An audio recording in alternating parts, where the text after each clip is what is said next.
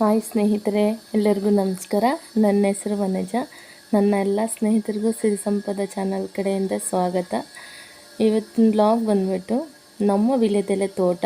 ಸ್ನೇಹಿತರೆ, ವೀಳ್ಯದೆಲೆ ನೋಡಿದ್ದೀವಿ ವಿನಃ ಆ ತೋಟಗಳಿಗನೆ ಹೆಂಗಿರುತ್ತೆ ಅಂತ ಗೊತ್ತಿಲ್ಲದಿರೋರಿಗೆ ಈ ವಿಡಿಯೋ ಕೊನೆವರೆಗೂ ಸ್ಕಿಪ್ ಮಾಡ್ದಿರ ನೋಡಿ ಸ್ನೇಹಿತರೆ.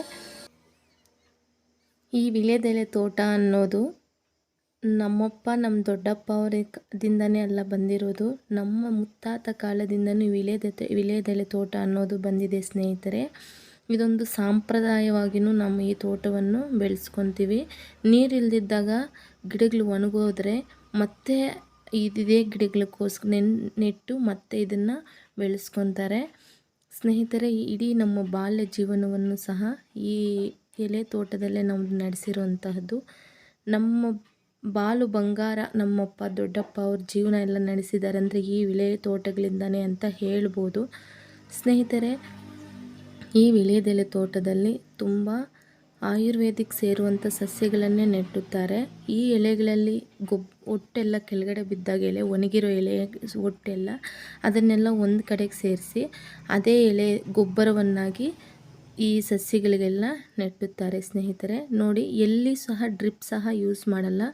ಈಗಲೂ ಸಹ ನೀರನ್ನು ಕಟ್ತಾರೆ ಎಲೆಗಳಿಗೆಲ್ಲ, ಇದಕ್ಕೆಲ್ಲ ಕಾಲುವೆ ಥರ ಮಾಡಿಕೊಂಡು ಸ್ನೇಹಿತರೆ.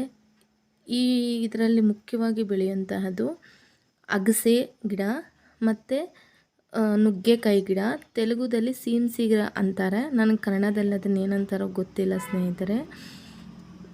ತುಂಬ ಆಯುರ್ವೇದಿಕ್ ಸೇರುವಂಥ ಔಷಧಿ ಗುಣಗಳಂತಹದನ್ನೇ ಇಲ್ಲಿ ನೆಟ್ಟಿರ್ತಾರೆ. ಮತ್ತು ಇನ್ನೊಂದು ವಿಷಯ ಏನಂತಂದರೆ ಈ ಎಲೆ ತೋಟದಿಂದ ಜೀವಧನಗಳನ್ನು ಸಹ ಒಳ್ಳೆ ಔಷಧಿ ಗುಣಗಳಂತ ಇರುವಂಥ ಸೊಪ್ಪನ್ನು ಕಡಿದು ಸಹ ಹಾಕ್ಬೋದು. ನೋಡಿ, ಈ ಎಲೆ ತೋಟದಲ್ಲಿ ಈ ಥರ ಏಣಿಯನ್ನು ಆ ಕಡೆ 2 ಉದ್ದ ಕೋಲನ್ನು ನೆಟ್ಟು ಸಪೋರ್ಟ್ ಏಣಿಗೆ ತಗೊಂಡು ನೋಡಿ ಇದೇ ಥರನೇ ಹತ್ತಿ ಎಲೆಯನ್ನು ಕೊಯ್ದುಕೊಳ್ತಾರೆ ಮತ್ತು ಸೊಪ್ಪು ಸಹ ಕಡಿದುತ್ತಾರೆ ಸ್ನೇಹಿತರೆ. ಇದನ್ನು ಬಳ್ಳಿಗಳನ್ನು ಆ ಮರಗಳಿಗೆ ಕಟ್ಟಿರ್ತಾರೆ. ನೋಡಿ, ಈ ಥರ ಏಣಿಗೆ ಸಪೋರ್ಟ್ ಕೊಟ್ಟಿರ್ತಾರೆ. ಇದೆಲ್ಲ ಒಂಥರ ಔಷಧಿ ಗುಣಕ್ಕೆ ಸೇರಿದೆ ಅಂತಲೂ ಹೇಳ್ಬೋದು. ಇದನ್ನು ತುಂಬ ಸಾಂಪ್ರದಾಯವಾಗೂ ಸಹ ನೋಡ್ತಾರೆ ಸ್ನೇಹಿತರೆ. ಹೇಗೆಂದರೆ ಈ ತೋಟದಲ್ಲಿಗೆ ಚಪ್ಪಲಿ ಸಹ ಹಾಕ್ಕೊಂಡು ಹೋಗಲ್ಲ. ಅಷ್ಟೇ ಅಲ್ಲ, ಹೆಣ್ಮಕ್ಳು ಮೆನ್ಸಸ್ ಆದಾಗ 3 ಡೇಸು ಅದ್ರ ಒಳಗಡೆ ಸಹ ಹೋಗೋದಿಲ್ಲ. ಅಷ್ಟು ಸಾಂಪ್ರದಾಯವಾಗಿ ಈ ಗಿಡಗಳನ್ನು ಬೆಳೆಸ್ಕೊತೀವಿ ಸ್ನೇಹಿತರೆ.